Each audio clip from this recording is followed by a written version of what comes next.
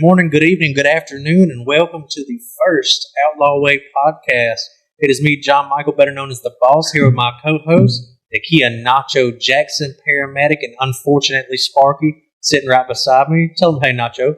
What's up, guys? And I got my other co-host over here, Chip Cheeto Pierce, former MMA fighter, and for some reason we have got another Sparky in this chat over here. I don't know how that ended up happening, but we got 2 for 1 deal here. Tell them what's up, Cheeto. Sparky. We're going to start using the word Sparky now. I mean, you might as well. It's what you are. You can't hide it.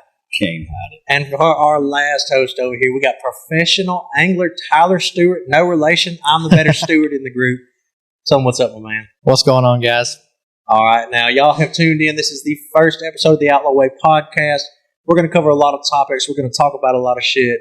But mostly, we're probably going to end up roasting the shit out of each other every single chance we get. Oh, you know. No, not us. Today, we are going to be talking about the simple as it gets question.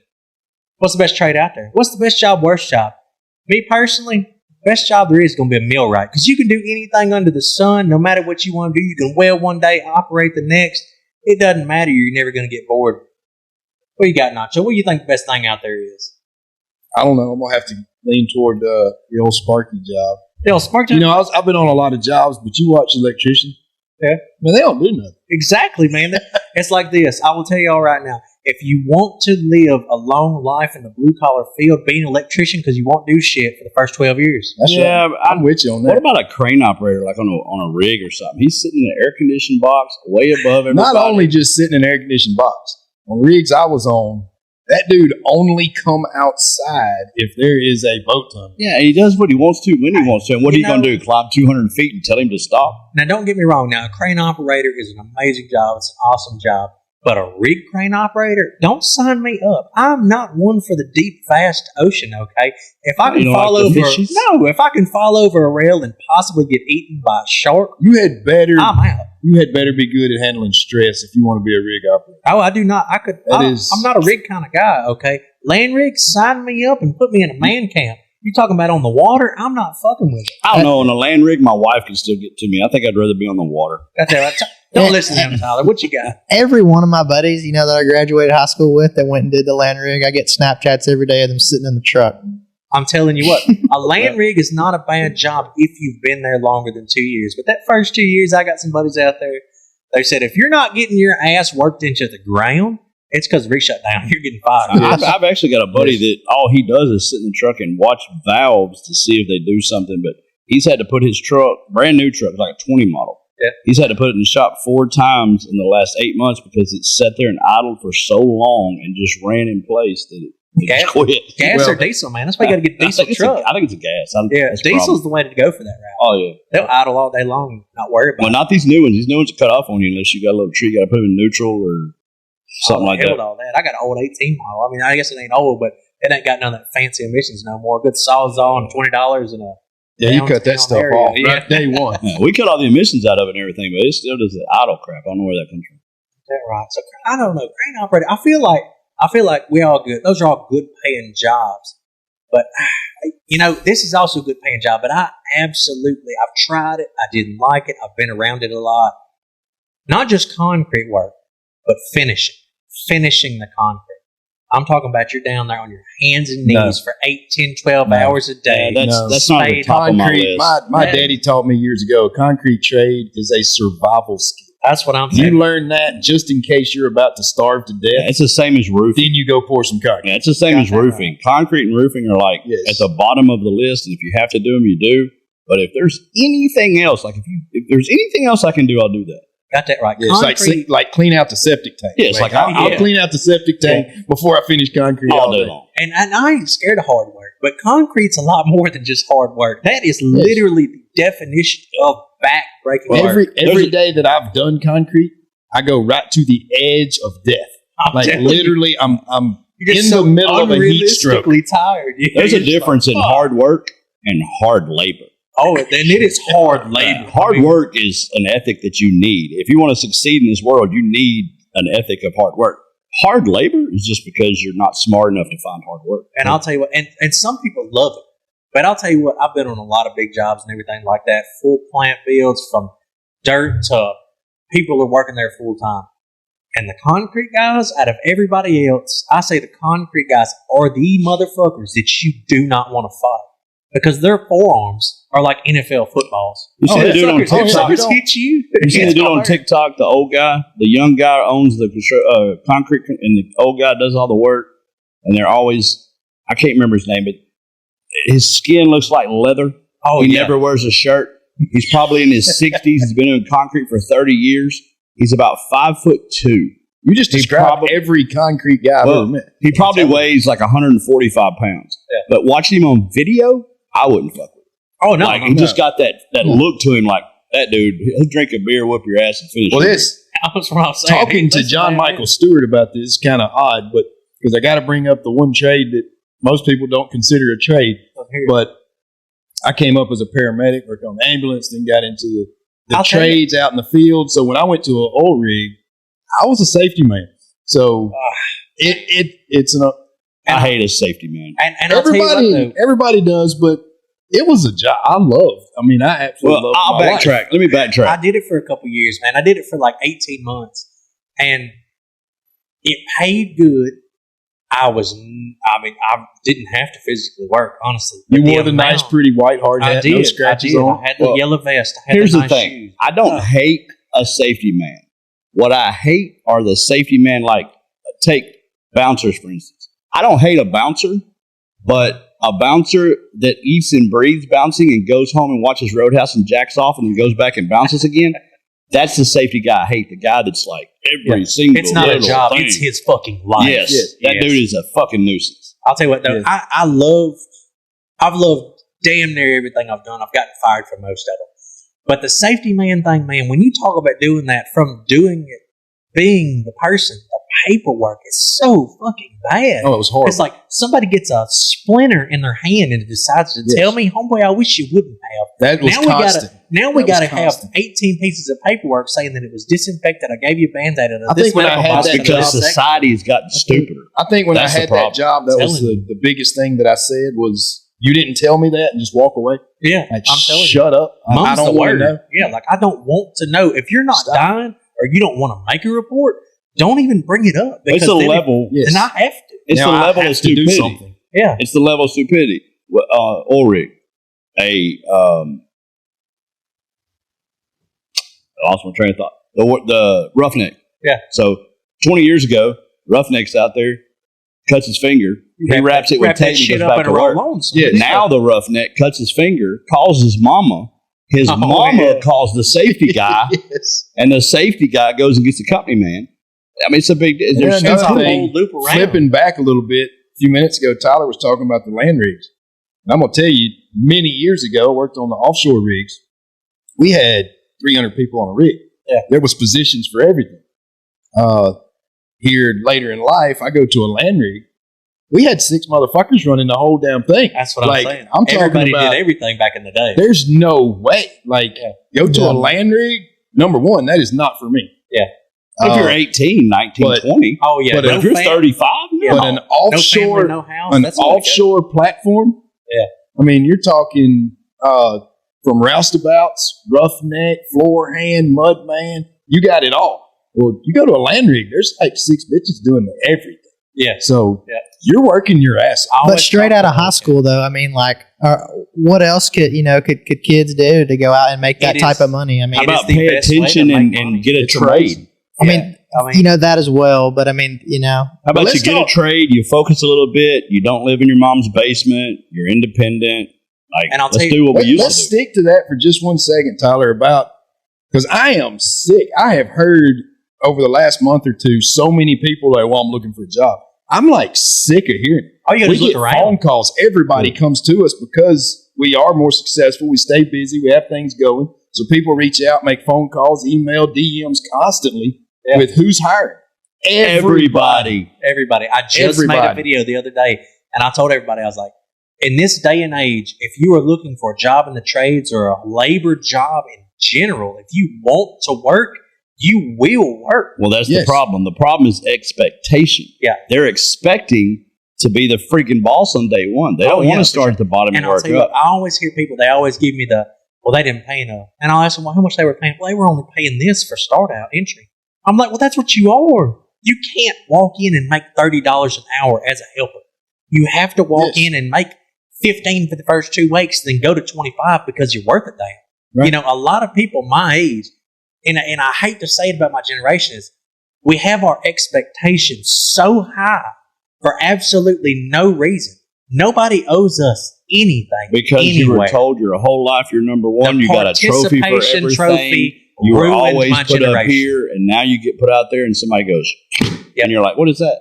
People need to understand that there are winners and there are losers. You can start a loser, but you can become a winner. Oh, yeah. Yes. It's not hard. A little work, a little ethics goes a long fucking way in today's day and age. And you can lose after you win, and you can win again. It is a roller coaster. Another huge thing is because me and Chip still do lots of interviews for our employees, and the people come to an interview so unprepared. Oh, yeah. And people will say, well, I can't find a job. Okay, well, I'll tell you this. We are absolutely not hiring at the moment. Yeah. But if somebody walked in and put in an application and they impressed us and they had a good head on their shoulders and they made sense. Didn't you mention this in your video? I did. If you we would literally create a position for them because those people are so few and far between. So even if I don't have an opening, I will not let a good candidate come through an interview without me finding them something. He touched on it yesterday. So I can hold on. I did. So the other day I was talking about a lot of people that I used to interview because unfortunately I was always either a supervisor or foreman, something like that. On the jobs I went to, we would always try and hire locals if we were able to, or try and hire new people that would come in. Well, I mean, I would get a guy walk up to me in flip-flops, basketball shorts, and a wife beater. No. And I'd be like, okay, my man, well, what are you applying for? Well, I'm a A1 top-notch welder. I'm like, okay, awesome. Great. You probably can weld the fuck out of something. But do you have any type of resume, credentials? Do you have anything to prove to me that because the flip-flops aren't talking. Yeah, the flip-flops and stand-up basketball shorts and wife beater, you might be the best welder in the world, and I don't know it. But you're not showing me that. But the next guy that walks up to me, and he's wearing a pearl snap starch jeans, work boots, and's got the head under his arm. Homeboy, I don't even want to see your credentials. Yeah, just go to work. Go get a fucking machine. You're hired, baby. And presentation is 90% of an interview. People and part of that presentation, wrong. I'm telling you, I can't tell you how many applications we get in our hand. We walk in to do an interview, and I cannot read the application because they slopped it on the paper so bad. I'm not even sure what their name is when I'm walking into the interview. And already I can tell they don't give a shit. Oh, yeah. I have interviewed a lot of people that I've had a bunch of people work for me, the older generation, that could not read and write. But they were top-notch hands. John, we've had them, they write their name down. Yeah. And it's kind of smudged like he's talking about. But you can make the letters out, but you don't really know what it is. And you ask them, what's your last name? And it's something completely different than they wrote. I'm like, why'd you write this? Well, I never learned how to spell my last name. You never learned how to spell your And that's crazy to me, that's raising right there. That all goes back to the parents. Oh, yeah. All day. But I'll tell you what, though, far as interviewing and stuff like that, if somebody walks up to me and just straight up does not act like they even want the job, don't worry, you're not going to get it. Yes. Because if you don't want to work here, then you don't have to worry about it because you're not going to work here. I don't care how bad I need somebody. They leave your interview and they get on social media and say it was your fault they didn't get the job. Exactly. They will. And another thing I've heard you hit on before is it doesn't matter really that they know everything about what you're doing. It's their attitude, the fact that they're willing to learn. We don't mind training people. Oh, not at all. 90% of the people we hire have no idea how to do what they're coming in to do. My favorite answer. CNC machines and the lasers and nobody knows how to run that stuff. But we hire people in here with no experience. We'll train you if you're trainable. So when we interview, we want to see that the guy is trainable and interested and wants to learn and has that best answer in the world. No, sir, I haven't done that, but I will give it 100% and do my best. I mean, what more come on, buddy. I would rather somebody fuck up full speed with a smile on their face, trying their best, than somebody walk in that knows how to do it and act like they're in today's world here every day. In today's world, if you show effort and you take responsibility when you fail, I will pay you every week for years and years to come. That's what I'm saying. Knowing you'll never be able to do the job, but at least you got ethics and hard work and you care. Yeah, and my favorite type of employee is one that will accept fault. I fuck up all the time. I used to tell guys that all the time. We know. It's like look at the rims on your truck. Look at Tyler. Look at Tyler. Yeah. We sponsored Tyler. He ain't won a fishing event in like 9 months or something. What are you doing, Tyler? Come on now, y'all gonna throw me under the bus like that? I mean, we had to get you in the conversation. I mean, a lot of the stuff you guys are talking about is a little unrelatable for me. I went straight out of college into fishing, which sounds great, but when you really get down to it and you really, you're doing it, it's really tough. I mean, it's a full-time job too. And, for sure. There's a lot of hard times, you've got ups and downs, just like, any other job. I mean, there's been times where I've been so close to just giving up, and then, have that breakthrough tournament, get me back going, and I'm, happy again. So I will say this, ever since we've started sponsoring Tyler, the fishing profession, I don't know any other profession where, like, when you get a job, you know what your job is. And every day you go to that job and you kind of have an idea of what you're doing that day or what you have to achieve or accomplish. He goes to a lake day one and this is the condition and he's doing this and it's fine. The very next day, that condition is 100% flipped 360 degrees. Now he was on 5-footers, now he's on 30-footers. The water temperature was 50, now it's 80. The sun was coming here, now it's there. The weather wind changes, barometric changes. So his profession is like so unpredictable. I truly did not understand before how difficult it was to be, because we have the only sport in the world where you can go win 1 week and blow the tournament out, go to the next event and get dead last. Right. Like it shows you on the surface that I want to be a professional fisherman. You don't realize how much work's in that shit. Pure shithouse look is something you got to have. Well, I mean, you got to be lucky, but you got to be good too. Put yourself in that right situation. You just got to keep doing that until. And you got to have a set of balls, son. When there's 150 boats leaving at the same time, and y'all are all running 85 miles an hour in 30 footers across the lake, you got to have the balls to hang in there. Because I'm gonna tell you right now, I'm pulling back, bro. I'm fishing back here. Like I'll fish at the dock. I'll see when y'all get back. And there's a lot of stake too. I mean, we got $6,000 entry fees for every event, so you can go make good money. But up until this year, they paid top 75.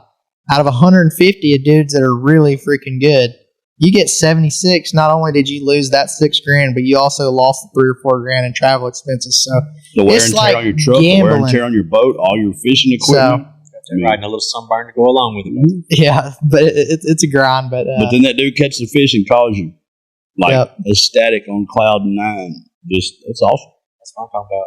But back to the main topic here.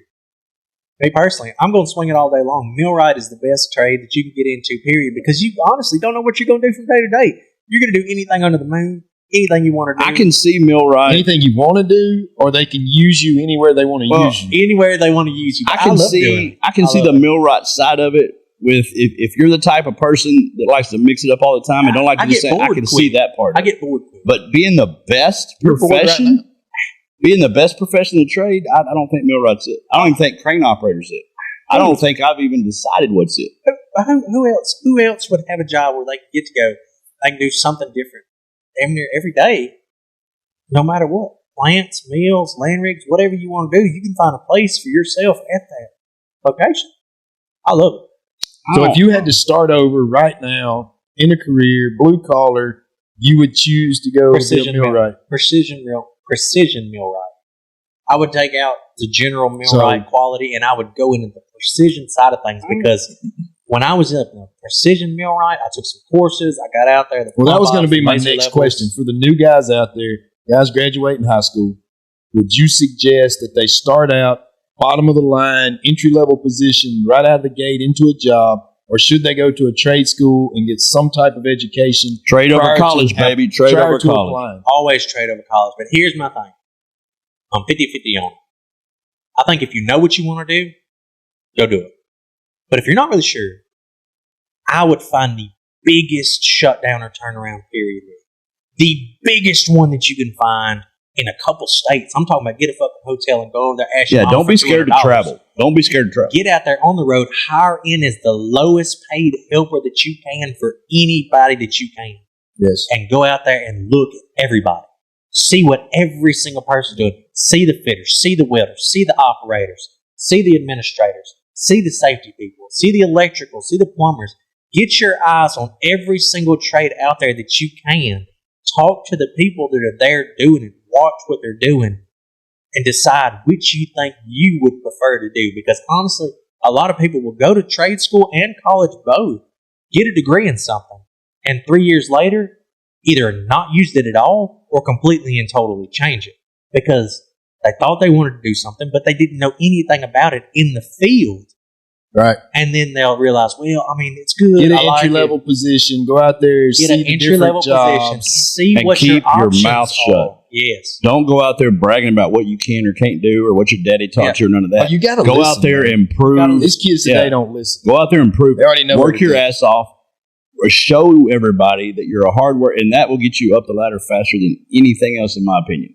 But another question, I've been running companies for a lot of years, so back in my day of going out looking for the blue collar job, I literally go door to door. You know, I borrow some gas money, get in my car, drive down to South Louisiana, and look up in the phone book for oil companies. Yellow Pages, baby. And literally go knock on the door. Yeah, the non-existent. I've done that 3 different times where I went down south, Galveston, Houston, go to their corporate offices, knock on the door, and not leave until they let me fill out an application. And I'll tell you what, it's still like that in some places. Like Lake Charles, Louisiana. Well, that's plant New country. Orleans. That's plant country. Houston. That's plant country, baby. Yeah, when you travel from Houston to Beaumont to Lake Charles that's if you plant country. That's old cannot school. find a job with steel toes and a hard hat on your head, it's because you didn't want it.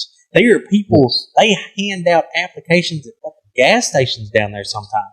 When I worked down there, hundreds, thousands of contractors were there. Awesome job. I was down there doing fiber optics in Motiva and a bunch of plants throughout there.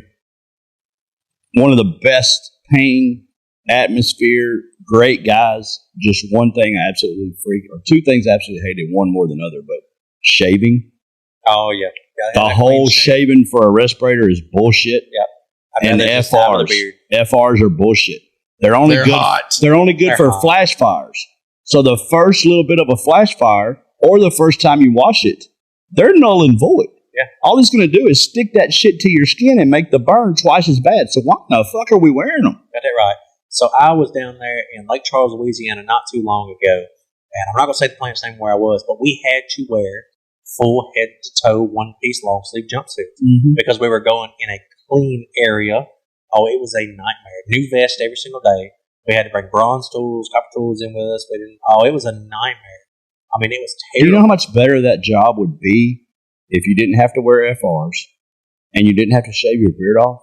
Just the beard in general. You know, like I get the respirator. No, you I don't get the get safety. It doesn't seal with or without the hair. Yeah. The hair in between the seal is not going to be life or death. Yeah, It's not. I just feel like at the point that I would need a respirator. That's Dr. Fauci telling me I got to put a mask on. That's about how much fucking credit that is. I just can't see the respirator. Like in an emergency situation, I've already don't have the respirator on me. You're already gone. Yeah, I'm not going to go out of my way to go get a respirator. I am fucking running my fat ass to the parking lot, baby. I'm Ricky into the gate, baby. Yeah. Ocean's at the gate, and I'm Rickying out. I'm knees to chest, son. I'm out. Yeah, I don't get the whole beard thing. But like we said, if you're wanting a job, honestly, these days, all you got to do is look. And you ain't got to look hard. You can go to your local contractor in your hometown that does home improvement and be a carpenter's apprentice or be a guy that sweeps the shop. I watched a guy's video the other day that said something about Boom Nation. Go to Boom Nation. Oh, yeah. See, I work with Boom Nation all the time. They got jobs all across the U.S. All you got to do is download it. But there's tons of apps like that. There's tons of the internet is your friend. Go use it. It's the 21st century. Exactly. All these young people that complain about not finding jobs, and old people too. I mean, honestly, just pick up your phone. It's lazy. Get on Facebook. 30 people have hiring ads out. And even if you got a network, ask somebody, brothers, cousins, uncles, aunts, sisters, wives. Somebody knows somebody that's hiring somewhere. I truly believe if you are having a difficult time these days finding a job, you need to learn how to interview, because there is something you are doing wrong in your interview process or your presentation, or there's something you're doing wrong and you are turning off potential employers. And I'll tell you what, a lot of people that can't find work because the interviews aren't going good and they just don't want to accept the job, you need to lower your expectations or change your geography. Exactly. Work your way up. Yeah. It's like this. If you're in a town of 6,500 people and you go to a local contractor and they tell you it's $18 an hour and you're going to work 60 hours a week, the same work you're going to be doing at that contractor, you could move to Dallas or Little Rock or Atlanta and make $40 an hour doing the same exact job, but it's the same across the board. But it's all about geography where you're working. Don't expect to get paid $40 an hour in a 6,500 people town. Right. You got to go to the bigger cities. They pay more because it costs more. It is more. It's that surface stuff people don't pay attention to. This one's $18 an hour. This one's $40 an hour. But this one costs $9 to live, and this one costs $31 to live. Exactly. You're making the same money at the end of the day. But people don't think about that. They say $1 an hour, $1 an hour, $1. It's not about the $1 an hour. It's about where you live, how much it costs, and how much you get paid, and how much are they going to be an asshole to you where you're working. If you're working somewhere with 200 people, odds are you're just a number. You're in and out, baby. You fuck up, you're gone. You're working in a fab shop with 15 people. They're either going to be your family or your enemies, or you're going to be gone in 2 weeks. Yeah. So I got a question, Mr. Tyler. What's the best trade? You didn't answer. Like if you were not fishing and you had the ability, what would it be? I really like construction. Operating equipment and stuff. So operator. Yeah. I haven't heard operator. Yeah. And you mentioned crane operator. That's a very specific type of operator. Yeah, I was talking about him. Yes. I wasn't thinking about operator. Yeah, but heavy equipment operators, awesome. They make good money. I like moving dirt and stuff. I play around. We got a tractor at home. I play around on. I play around skid steer, dozer. I thoroughly enjoy that. If the fishing didn't work out, if there was a way I could get my hands on a skid steer and do some small jobs and stuff like that, I wouldn't be opposed to trying something like that. Because there's always a million different things that you can do. That these big companies don't want to mess with. Little small, $2,500 to $5,000 jobs that. You could go knock something out like that a couple times a week and be pretty good. Yeah. Also, I was sitting here thinking about it the whole time. I got to kind of go back to welder a little bit, and I'm not talking about and you would have to go through the trenches to get here, but I'm talking about that top welder, the guy that's got the fifth wheel. His woman's in it. His helper's down there doing all the work. All he comes in is he just comes in and lays the bead and he rolls out. That guy. That's a pretty good trade. See, if I was a welder, I would want to have my own fab shop. Now, I'm a creative guy with Outlaw Ordinance. We create all this artwork on guns. We do all these things. Prior to this, I owned a residential construction company, done finished carpentry, cabinets, trim work. But I completely lost my train of thought. Train of thought is not a occupation. I don't think there's anybody. It does require work to keep your thoughts in it. You were on welder. You were talking about welder. You're a finished carpenter. Yeah, yes, fab shop. Fab shop. Being a welder and owning your own fab shop, where you're not just welding industrial stuff and you can't get creative. Well, I'm talking about fab shop, and you can do creative work and build things. It's really cool. Do fun stuff. But he was talking about the millwright because you could change all the time. So that welder would be the same. He's traveling different cities. He's on the road. He's welding off of blueprints, and he's welding squares. Man. I'm talking about that guy that comes in there that don't. I'm talking about get a plasma cutter, cut some cool gates for the ranch. On that subject, though, it would be really cool. And if I could go back in time and do it in high school, I wish I would have went to Votech and learned all the different trades. Learn how to weld. I wish they still had Votech. But when we were in high school, hard to find them. When we were in high school, that wasn't cool. You know what I mean? You were in the wrong high school because it was the shit where I was at. And home was there 2 decades later. Well, that's true, but you see what I'm saying? Like now, being a little later in life, there's a lot of little things at home that I wish I could do that I just didn't learn. Haven't figured out how to do that I could have probably learned at Votech, as far as welding or, And that's also one of the big differences today. I make jokes about the different generations. Right. But me growing up, and I know Cheeto growing up, our dads we've done everything. Right. I literally, there's not much I haven't done and around the house. I mean, I am an electrician, a plumber, a carpenter, a welder. You said it all. Stuff. Yeah, but you said it. We were a couple of decades before him in the way we were brought up, and so many things changed. But when I was a kid, you didn't go outside and play. You went in the shop with your daddy and you worked. You had to do that. You had chores. You had real chores. Yeah. Yes. Yeah. I mean, real chores. It wasn't like take the trash out to the road. It was like, okay, well, we're going to put a 17-mile T-post fence in today, and then we're going to make some games. When I was 17 years old, my dad said be home at 2 in the morning. I'd come rolling in at 4. At 4:45, he would wake my ass up, take me out in the back, put me on a piece of equipment, on a shovel. He would work that night off of me. Yeah. I'm telling you. Like, so. When I was 10 years old, if it was summertime, I went to work with Daddy. Right. He also had a construction company building residential and finished carpentry. That's where I got it from. And you got up in the mornings, you went to work with Daddy. If you was that young, you was handing him tools. Until the point of it's the only way you got money. Yourself. That's what I'm saying. I always had summer jobs, even my age, and the mid-20s, 30s, stuff like that. I always had summer jobs all the time. During school, I always played sports, so I didn't have a lot of free time after school, before school, stuff like that. But summertime, oh man, there's no telling what I'd be doing. I'd be digging a ditch, putting a fence up, dude down the roads. Was your big ass playing volleyball? Oh hell no, baby. This brings up another question. I had summer jobs as well, but they weren't probably at the same extent that you guys were doing. This brings up another question yards, for you, doing Tyler. stuff like that. You brought up you wish you had went to some trade schools just to pick up talents, and we talk about trades that you can go learn welding, you can go learn specific jobs at a trade school. Is there any form of classes for a young man right out of high school to go learn a little bit of everything? Hey, and I'll tell you what, used to be. There is still. I just ran across them the other day. Hands-on, in person, you're looking pretty thin. You got some Votex around, especially down here in the South and stuff like that. But anybody can do this, and not even young people nowadays. So the power of social media is insane. Yes, YouTube.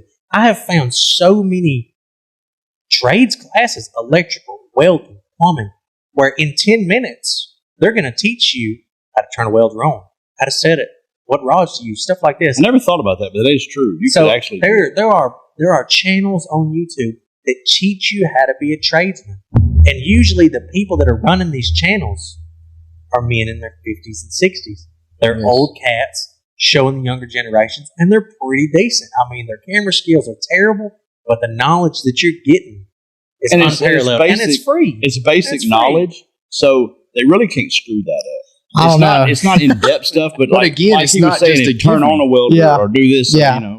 Most people do not know what it's like. This when I was young, until somebody told me about it. If an outlet fell out of the wall, well, I didn't know what the fuck to do.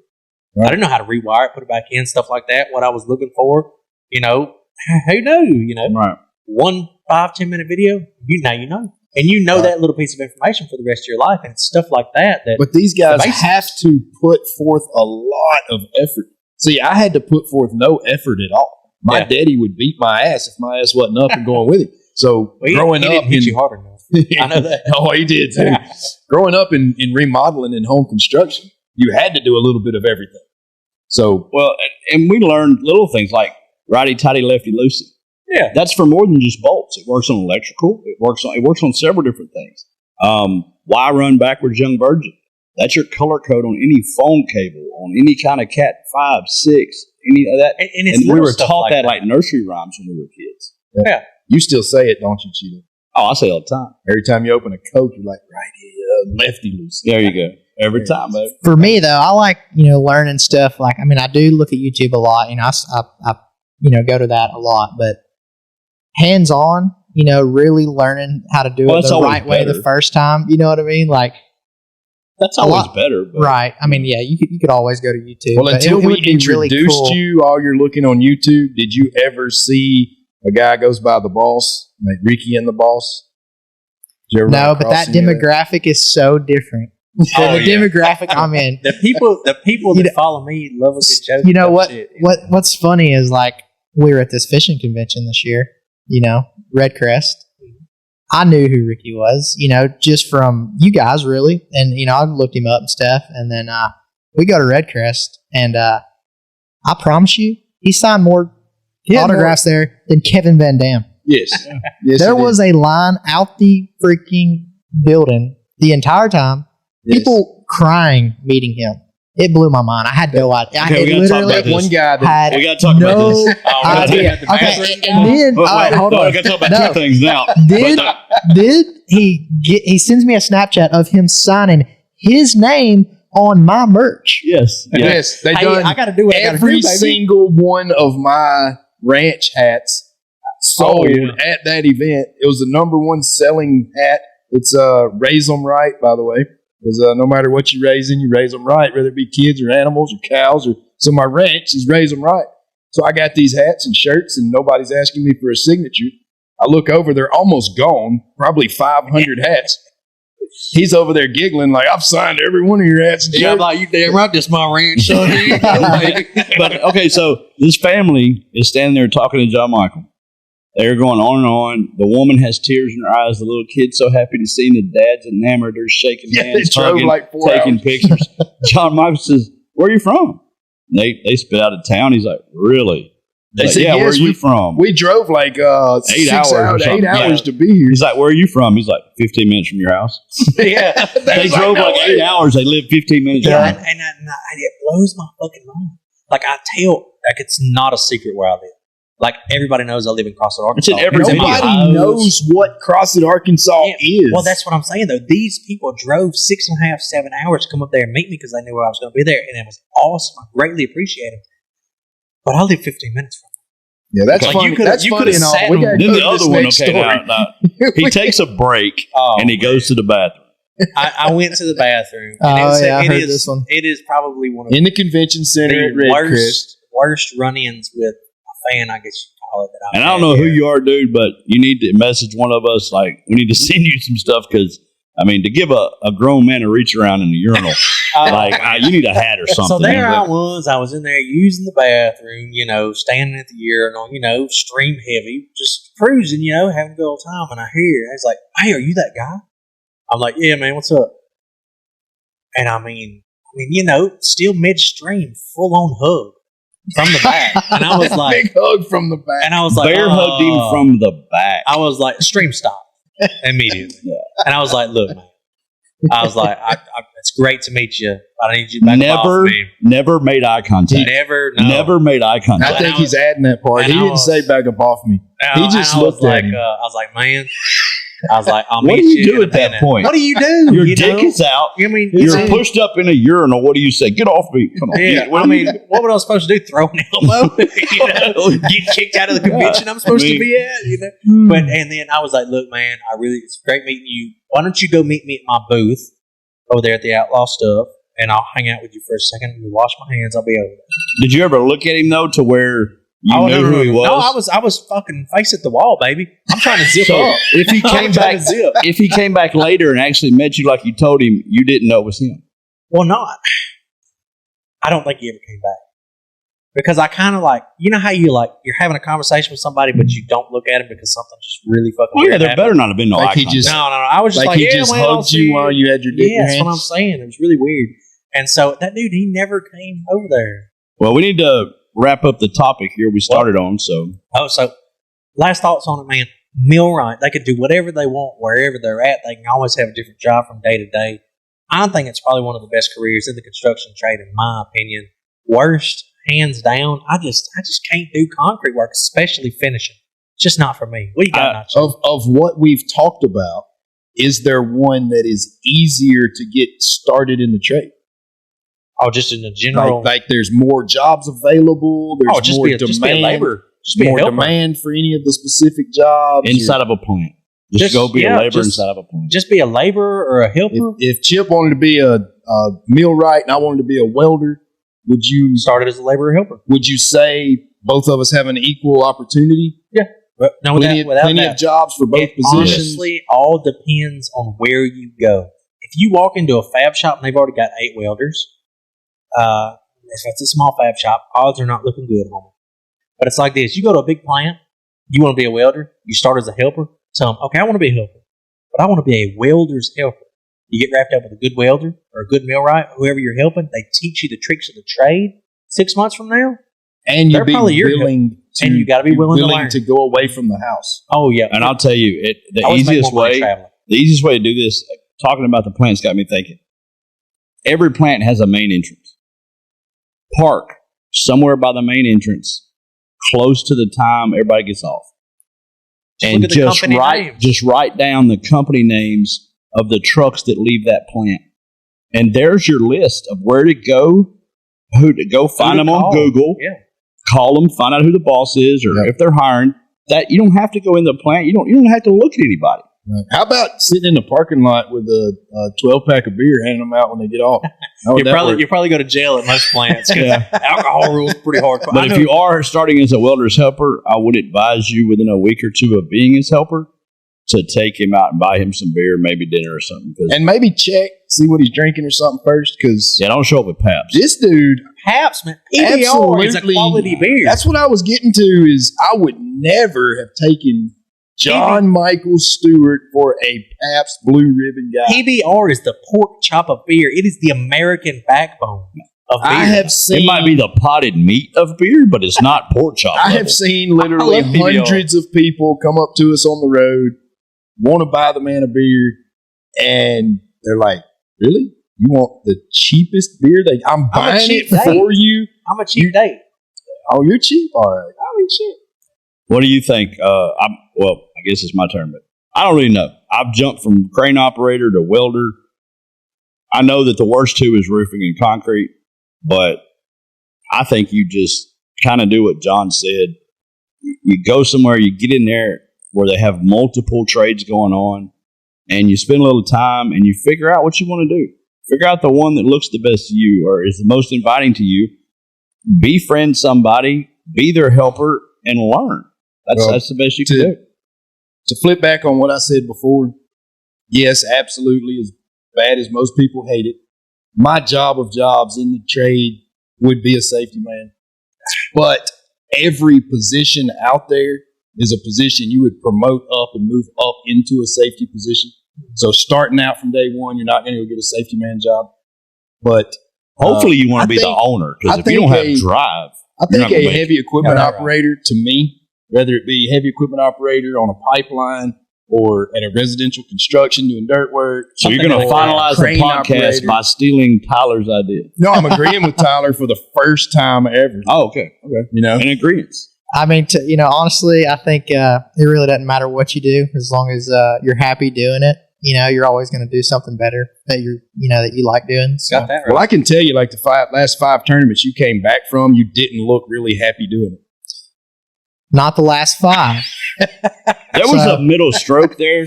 No, there was 3 or 4 in the middle, though. You were jamming. So, like I said, started out kind of rough. It's hard to go have a bad event, come home, put a smile on your face, even though it could potentially be the best job in the world. I mean, I get to fish for a living. It's great. A good day or a bad day. Man, you fish for a living. You do what you love to do. I provide for my family, getting to do what I love. And what a lot of people don't realize is there is very, very few professional bass anglers out there. Right. So if you come in last, you're still in the top 100 people in the world. Yeah. And you actually made me think of that, after come back, had a bad event, was all sad. You kind of cheered me up with that, but it's all about momentum in my game. You have a couple bad tournaments. It's hard to get out of that slump or the rut. But, mid-season this year, I had a good event and then had 4 good ones in a row. So it's just, I'm sure it's like that with anything in life, though. I mean, well, ladies and gentlemen, we have covered the trades. We have gave y'all our opinions. Mr. John Michael. Well, I got one more question. Quick question. Easy answer. Me. I'm the best looking one on the couch. It's hard to look good through audio. Your eyes may be going faster because you're so damn old is what's going on there. But look, we've had this conversation amongst ourselves multiple times, the man versus animal scenario. We covered. We're back on the silverback gorilla shit. No. See, so we did. How many people does it take down this? How many people would it take to subdue a silverback gorilla? All our answers were vastly different. Yeah. Okay, we went to the silverback gorilla. Like, let's think of a more realistic animal here. How many people do you think it would take to bring down a giraffe. Oh shit! My personal opinion, two people. When did a giraffe become a vicious animal that's chasing after you? Have you never seen a giraffe in action? So is it two people bare hands? Are we talking bare hands? Bare hands. Bare hands. No way two people can take. No, he says. Have you ever seen a giraffe in action? I have. We're in fucking Louisiana. You can go to the Monroe Zoo and see a giraffe, though. They ain't going to be in action. That's a domesticated giraffe. I went on a safari trip one time in my truck, and one of them got pissed off. That is not the wild. No, but one of them got pissed off and started running. Okay, them suckers do like 30, and they start swinging their fucking heads. So we're barehanded, like a golf club with that damn head on the end. So same as the silverback, we're barehanded, no tools, no nothing, just your hands. Just your hands. We're not talking at the zoo or the safari park. We're talking about in the wild, Africa, in the wild ass giraffe. Two people's not taking. I'm saying there's no amount of people taking a giraffe now. All I need to do is get onto their back. That's why I need somebody to help me. But how the hell are you going to do it? I don't know. Playing chicken? Playing chicken? Fucker in a choke lock, baby. Hey, now hold up. Back up. You're going to physically choke out a giraffe. Well, we had this conversation on a silverback, and he said you couldn't choke a silverback, that I can get to his neck. But he says we can choke a giraffe when playing chicken ain't tall enough. So both of y'all, his neck on a Cheeto believes you can one man could physically choke out a silverback gorilla. If the silverback gorilla Michael is now saying one man can physically choke out a giraffe. Hold up, the silverback gorilla has to be subdued before one man can choke him. You're not just going to be one man holding on and choking. No, he's got to be subdued. But the giraffe, you can't use anything. So you got to be a gymnast because you got to be able to flip your ass up there. See, here's what I do. One man lures the giraffe beside a tree. I'm in the tree. My 300-pound dumbass comes flailing down out of the top of that motherfucker. Latches on. Hold on, you said no tools. Would the tree be a tool? I feel like that is part of the landscape, so it wouldn't be considered a tool. I could give you that. It's probably a tool, but I'll give you that anyway. I still don't think it's landscape. I'm not using it. Okay, I'm going to say 250 guys and 125 trees. That's the only way we're getting on. I just think 2 people's really. So what you got? 10 people. 10 people. And I think you got to attack his legs and get his legs out from under him. Oh, I get him on the ground. Yeah. It's over. Yes. With 2 realistically. Do you know how big a giraffe is, though? Yes. Like, if you jumped on the back of a giraffe and tried to strangle him, he could literally just turn his neck and throw you 100 yards out in the we got to take out kneecaps. So I'm going to agree with ACL. I'm agreeing with Nakia. No shot. I'm going to have to go with Nakia. I think 10 to a dozen. If we're taking out the kneecaps, we got him subdued. But how would you even take out his kneecaps? Because them things are going to be going everywhere. I mean, he's going to take 10 people out. I will Kimbo slice that motherfucker when he's not looking. As soon as he goes up to nibble on a leaf, there I come, baby. But listen, full speed. I'm going to take advantage of every zoo trip his and legs think that he's going to walk up thick to me to get stuff out of my hand like he does at the zoo, and that's what I take him out. You're not taking out a kneecap. I think 4 grown men. I think I got it. I think 4 grown men could wrap around his front 2 legs and push them together. 4 grown men on his back 2 legs, push them together, bear hugging them, and make him fall over. Once he's on the ground, he's whooped. You have to understand the giraffe we're talking about. All you got to do is put some peanuts in your hand and stick out the window, and he'll walk up to you. This is the giraffe that we're subduing. We're not talking about wild African giraffe. No, we were talking about wild African giraffe. We're talking about we're not talking about zoo giraffe. No, Delhi zoo giraffe. I think you could get 10 guys to take it down. That's what I'm saying. African wild crazy ass giraffe. When you can't even get close enough to take that thing down. I'll wait till it's asleep. No shot. Do they sleep standing up? Do giraffes? I mean, them things are getting away from cougars and rhinos and all kinds of other shit. There's no way people are taking it down. Neck hinged over or something right there. At some point, we got to call episode 1. This has got to be it then. I got to go see if giraffes sleep while standing up. Either way, though, guys, Outlaw Way Podcast episode 1, it's wrapped up. We've had the trades talk. I obviously think that me and another person could take down a giraffe. But we are out of here.